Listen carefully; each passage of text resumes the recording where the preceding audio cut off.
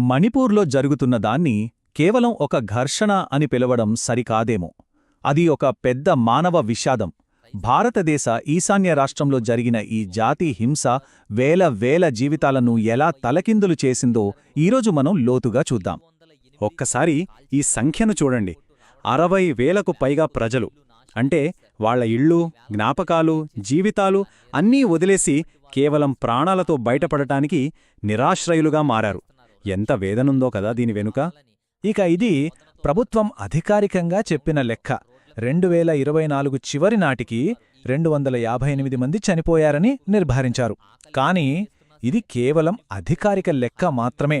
అసలు నష్టం నిజానికి ఇంతకంటే చాలా చాలా ఎక్కువగా ఉండే అవకాశం ఉంది. సరే, ఈ సంక్లిష్టమైన పరిస్థితిని మనం స్పష్టంగా అర్థం చేసుకోవాలంటే దీనిని 6 భాగాలుగా విడగొట్టి చూద్దాం. ముందుగా అసలు ఈ ఘర్షణకు మూలమెక్కడ ఉంది? ఆ భౌగోళిక విభజనతోనే మొదలుపెడదాం. ఈ ఘర్షణను అర్థం చేసుకోవాలంటే మనం ముందుగా మణిపూర్ మ్యాప్ను మనసులో ఊహించుకోవాలి. రాష్ట్రం మొత్తం 2 భాగాలుగా ఉంటుంది. ఒకటి మధ్యలో ఉండే లోయ, 2 దాని చుట్టూ ఉండే కొండ ప్రాంతాలు. చూడండి, ఈ సమస్యకు అసలు కారణం ఇక్కడే స్పష్టంగా కనిపిస్తోంది. రాష్ట్రంలో జనాభాలో సగానికి పైగా ఉన్న మీతీలు ఉండేది కేవలం 10% భూభాగంలో, అంటే ఆ లోయ ప్రాంతంలో.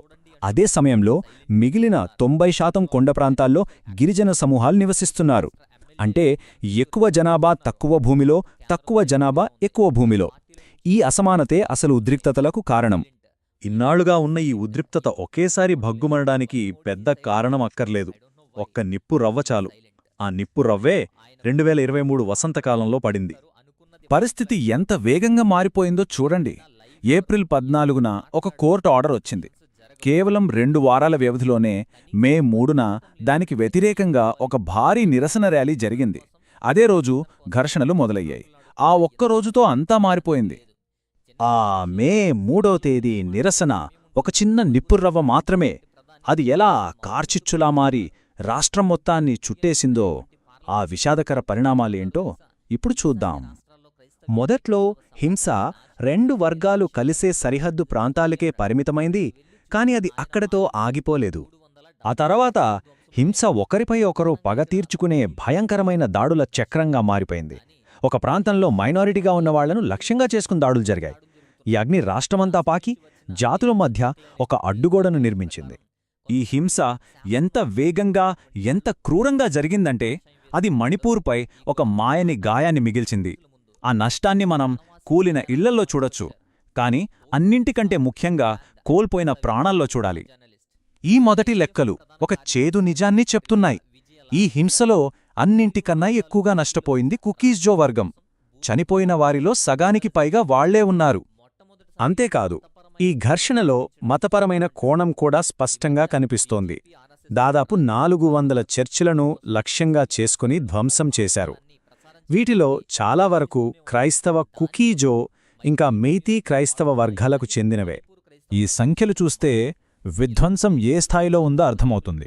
100 మంది ప్రాణాల కోల్పోయారు. 1000 ఇళ్లు బూడిదయ్యాయి. కాని అన్నింటికన్నా ఆందోళన కలిగించే విషయమేంటంటే ప్రభుత్వ ఆయుధాగారాల నుంచి 6,000కు పైగా ఆయుధాలు లూటీ అయ్యాయి. అవి ఇప్పటికీ హింసను ఇంకా పెంచుతూనే ఉన్నాయి. ప్రతి సంఖ్య వెనుక ఇలాంటి ఒక గుండెను పెండేసే కథ ఉంది. మే 2023లో కనిపించకుండా పోయిన తన భర్త గురించి ఒక మహిళ చెప్పిన ఈ మాటలు వినండి. ఏవో కొన్ని నిత్యావసరాల కోసం మా ఇంటికి తిరిగి వెళ్లారు. అదే ఆయన చివరిసారి వెళ్లడమవుతుందని ఎవరికి తెలుసు. సంక్షోభం ఇంతలా ముదురుతుంటే రాష్ట్ర ప్రభుత్వం, వాళ్ల భద్రతా దళాలు ఏం చేస్తున్నాయి? వాళ్ల పాత్ర మీద చాలా తీవ్రమైన ప్రశ్నలు మొదలయ్యాయి. ఇక్కడ మనకు 2 పూర్తి భిన్నమైన కథనాలు కనిపిస్తాయి. ఒకవైపు ముఖ్యమంత్రి ఏమో ఇదొక అపార్థం, డ్రగ్స్ వ్యాపారం, విదేశీ కుట్ర అంటున్నారు. మరోవైపు అదే ప్రభుత్వంలో ఉన్న కుకీజో ఎమ్మెల్యేలే ఇది ప్రభుత్వ మద్దతుతో జరిగిన హింస అని ఆరోపిస్తున్నారు.